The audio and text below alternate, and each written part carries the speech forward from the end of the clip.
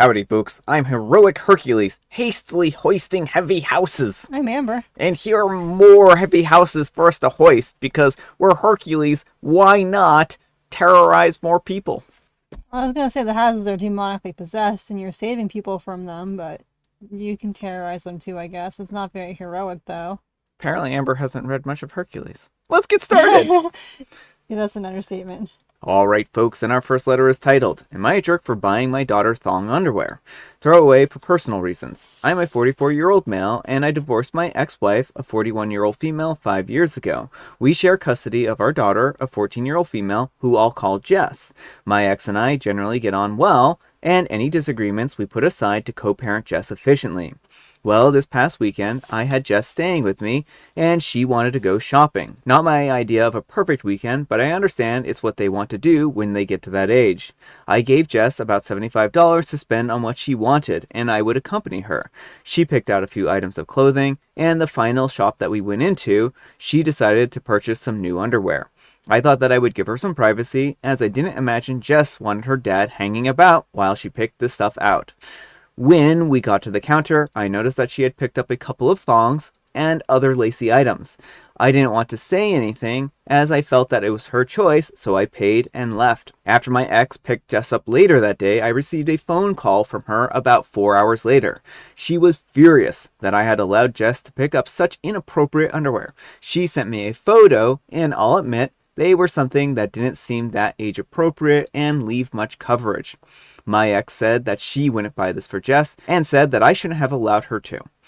She informed me that she had taken them away from Jess, who isn't happy as she says that all of her friends have started wearing them and that they make her feel confident. I replied to my ex angrily that I gave Jess the money and that she shouldn't be taking them away. I would rather that she didn't wear them, but if she wants to, it's her choice. My ex told me that it was her decision. I don't know if I overstepped boundaries and should have stopped Jess from purchasing them. I wouldn't say that I approved, but it's her money. Am I the jerk? All right, folks, what do you think? No, not the jerk. I mean, Jess is old enough to be making her own clothing decisions. And I mean, their underwear, people aren't really going to see them for the most part. Like Mm-hmm. I'm sure the mom is worried, but like I remember being a teenager that age, and like you wear cute underwear for the fun of it or to fit in with your friends and whatnot. Like, so much less of it actually has to do with boys or anything like that most of the time. Well, and then on top of that, if she's this concerned, taking away the underwear isn't going to change her feelings or attitudes towards that type of underwear, Mm-hmm. right? It's going to drive her into hiding it and those kinds of things, right? And also, if she's really concerned about her daughter having, intimate time, right? Then this is something that she needs to sit down and talk to her daughter about. Like, her daughter is growing up, she's 14. It's time to have these conversations, as difficult as they are, if she feels that it's necessary in time, right? Right. Well, and she's shutting down that line of communication even further by Mm-hmm. being this nitpicky over her underwear. And so, I mean, I think Opie did the right thing by just giving her the money and letting her pick out her undergarments without supervision. 14-year-olds do not need parents like picking out their underwear. It's kind of weird the mom wants that much of a say to begin with. Yeah, well, and my concern here again is that Jess is going to get the impression if the mother is freaking out this much over underwear, Mm-hmm. what else is she going to freak out about? Is she going to actually be able to have a conversation with her over more scandalous things? And my guess is probably no. So the mom has shown herself to be an unsafe person to talk to about intimate matters, and that's not good. Mm-hmm. And so I think it's important that OP at least keeps those lines of communication open because she needs a supportive parent. Yeah. But let me know what you folks think. So anyhow, take care and good luck. And Spoons and Brew says, not the jerk. It's an uncomfortable part of growing up for some parents, even the teens, but it's going to happen. I love that you gave her the privacy, and it probably would have been weirder if you were policing her undergarments. It's a thong, not necessarily a sign that she's going to sell herself on the nearest street corner. And yes, socially, that's where she's headed in terms of fashion. Her mom is probably having a time facing the fact that your little girl is growing up. That's a weird way to phrase things. I'm just gonna say that right now. Like, I don't think that there's anything inherently sexual about thongs. It's underwear, Well, right? exactly. And the problem is people sexualizing it because there are, and some of the commenters talk about this, good reasons fashion wise so, to want to wear thongs in that like they won't show through really tight clothes and whatnot too. And local librarian says this, admittedly, I wouldn't know what it's like for girls specifically, but by 14, I was also at the stage of, Mom, I can pick out my own underwear. Didn't stop Grandma from giving everybody tidy whities for Christmas, lol. So it's her money, her choice. OP is not the jerk. I just wanted to add real quick that the confidence boost is legit. Like, I mean, I think it's very important, especially like if her school has a dress code or something. Your own little like secret, I'm wearing this cute underwear and it's gonna make me feel better. And that's a legit thing that teenagers do. So, Alright, folks, and our next letter is titled, Am I a Jerk for Asking My Wife for a Divorce? I'm a 41-year-old male, and I've been married to my wife, a 36-year-old female, for over 4 years now. She has 2 kids, a boy, 16, and a girl, 15, from a previous relationship. We live in a house that's hers, and I moved in right after our marriage. Things were going good initially, but last year I have been feeling misplaced and honestly exhausted by the arrangement that we have. Now, I knew that she was a package deal when I married her, but I didn't realize the amount of time that was going to be required for me to put in. From the moment that I wake up to the moment that I go to bed, my wife barks orders at me. It can be anything from garden work, working on the house, going shopping, picking up her kids from the extracurriculars, tutoring them, which is a whole nother can of worms. It's her mom's birthday. It just never ends. I feel like I never have any time for myself. I never get to hang out with my friends anymore or do things that I'm actually interested in. One of the things that is demanded from me is spending all my times with her kids tutoring them in math and physics, which has been extremely frustrating as I don't see them pursuing STEM related careers, but my wife has convinced them that they should become research scientists. I'm also required to tutor them in chemistry, even though last time I studied the subject was in high school over 20 years ago, and I don't remember much, which requires me to read the textbook, learn the material, and then spoon feed them the information. This takes up to 68 hours of my week, and when they come back with C's on their last test, it's automatically my fault because I didn't teach them well enough. They also attend tennis and piano lessons, and I'm often required to take them to and from practice. I have no privacy in my own home. There are always people here. Either her friends are here, or her sister, she has 3 of them, or kids brought their friends over. I feel like the house basically has a revolving door when anyone can come and go as they please. Not that this might be my own personal problem, as I am an introvert and I prefer my own space without any outsiders in it. The catalyst occurred last month when I was required to go to IKEA, and I got a desk and I assembled it myself while she spent 6 hours making spaghetti for dinner, while I was on the phone the entire time. And when we went to bed, she told me to tutor her oldest in math. As I was laying in bed, I had this awakening of why am I putting up with this? I used to spend time with my friends and I used to stay home and play video games all day and eat pizza. I used to go on trips. Why am I in a situation that doesn't benefit me? I realized that I'm basically a supporting cast member in my own life. Last week, I sat her down and we had a mature conversation of me wanting a divorce. To my surprise, she didn't scream or yell. She tried convincing me to stay, and after some back and forth, I told her that I was going to give it some time, but in the meantime, I have moved out, staying with my parents. I do love her. She is basically the woman of my dreams. She has a lot of great qualities, but I just can't do it anymore. When I finally told her on the phone that my decision was final and that I would be filing for a divorce, she called me selfish and immature and told me that I had wasted her time by proposing to her. I honestly don't know if I'm doing the right thing right now. When we are alone and together, things are going great. But it's everything else that just exhausts me to the point that I have to leave. Am I the jerk? All right, folks, what do you think? Jerk or not the jerk? not the jerk. This does not sound like a healthy marriage at all. It sounds like she is using you to do all kinds of labor.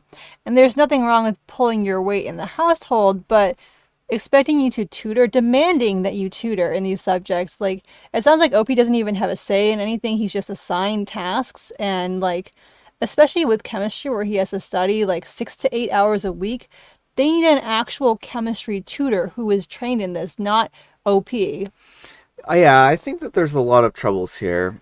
And I think that, one, they probably needed marriage counseling a long time ago. And I mean, OP could probably salvage this relationship with marriage counseling if they really wanted to, but it also sounds like they're being taken advantage of, whether intentionally or not intentionally. And I agree with your assessment. It does just seem like OP is being told what to do. They don't really get much of a say in it. And this might have been fine initially because they were, wanting to help out their wife and the kids and whatnot. But it sounds like a lot of people are very ungrateful for the help that OP provides. Like, oh, you didn't do a good enough job at this, or you didn't do a good enough job at that, right? Right, blaming him on top of that, yeah, for the kids' grades, like, it's on them. Like, you can have the best tutor in the world and still not do well at a class, Mm-hmm. and at some point in time, they have to take responsibility. Yeah, exactly. So I don't think that OP's wrong for wanting to leave a marriage. I think that they feel like they aren't gaining anything out of this marriage. And while they do love this person, you do need to have a marriage mutually beneficial, right? There needs to be some kind of mutual benefit there. Otherwise, it's just one person taking all the time. Right. Well, and the whole thing about him not even getting to see his friends, like, it seems like his wife always has friends or family over, Mm-hmm. but he's completely isolated and Yeah. alone. Yeah, and I think that's actually a really good point, right? And who takes 6 hours to make spaghetti, right? 6 hours to make spaghetti? Are you kidding me? What is she making it from scratch? I mean, we've made spaghetti from scratch and it hasn't taken that long. Yeah, I know. Well, I meant like the sauce and the Oh. noodles and everything, but even there, like I can, unless you're like growing the tomatoes actively with your willpower, I don't know that it takes 6 hours to make your pasta.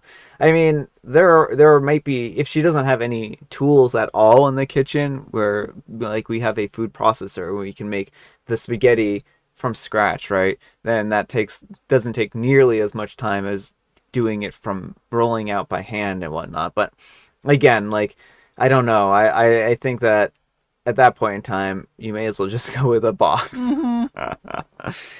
But let me know what you folks think. Anyhow, take care and good luck.